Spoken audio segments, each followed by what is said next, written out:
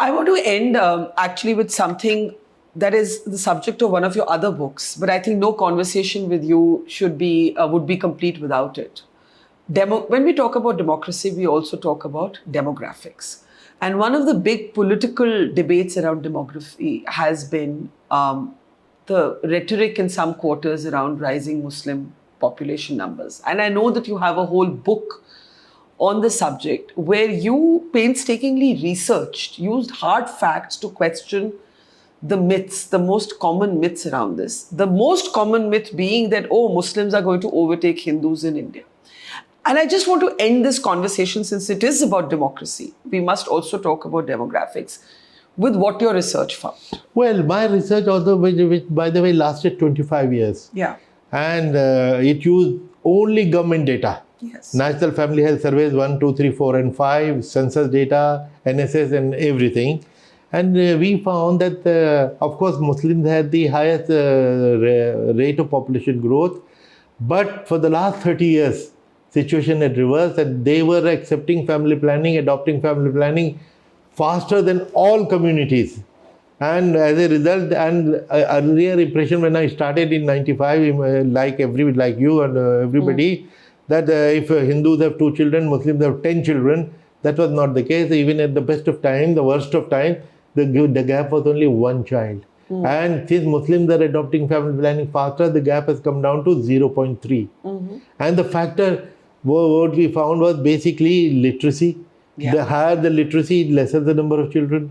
Higher the income, lesser the number of children. And which is why Muslims in Kerala, for example, will have a different fertility rate than, let's say, Muslims in some other part of the country. Correct. And better the service delivery, lesser the children. We found that Muslims were lagging in all 3. We have never heard these people who criticize Muslims talking about Muslim education.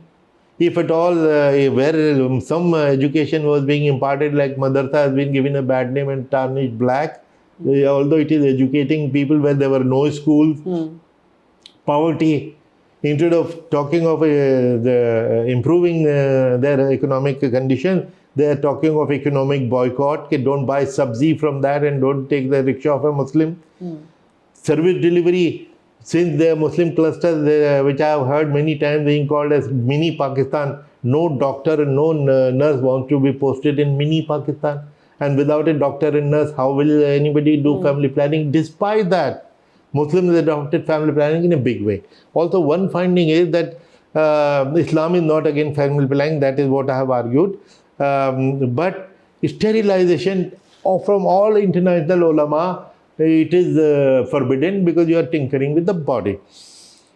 Despite that, 20% Muslims have even undergone sterilization. So the way, and as you mentioned, Kerala, Tamil Nadu, if that was the case, Bihar, Hindus have 3.11 TFR, total fertility rate.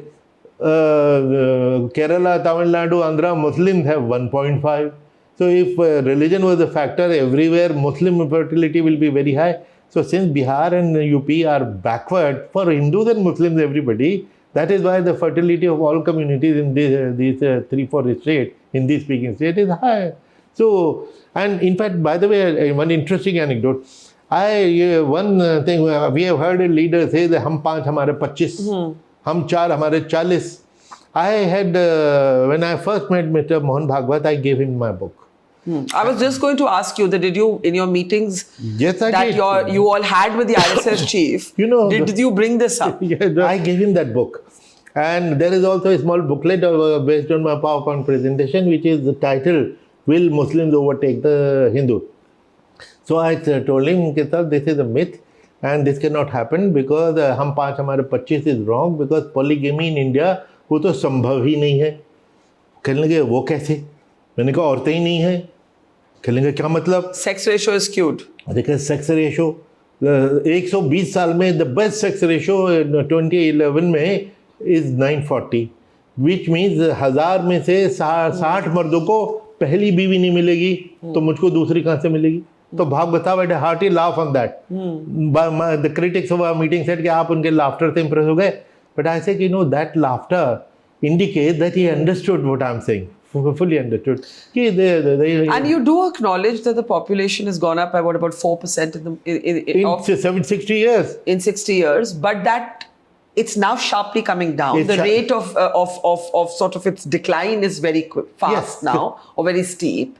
And that this statistically, it is not possible that Muslims will ever overtake. Good. You read that point. Now it has gone 4 percentage point from 9.8 to 14.2 in 60 years, right? So which means to become 51%, we require 600 years. And the propaganda was that they are coming in 2029, there will be a Muslim prime minister. Therefore, do a genocide. Those are the kind of calls which are made. I got in touch with my friend, Professor Dinesh Singh, Vice Chancellor of Delhi University, great mathematician.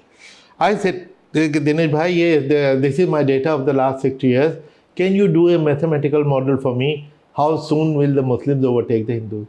And he along with Professor Ajay Kumar, they did a study, mathematical model, which is published there, that never. He says, Bhaijan, bhul jaiye, not even for 1,000 years. In fact, ever, you cannot, because, and you will see the graph, Muslim graph going like this, Hindu graph going like that. He says, does it show that Muslims are overtaking? No, there is no question of it all. Mathematical model by Dinesh Singh, who is not my cousin.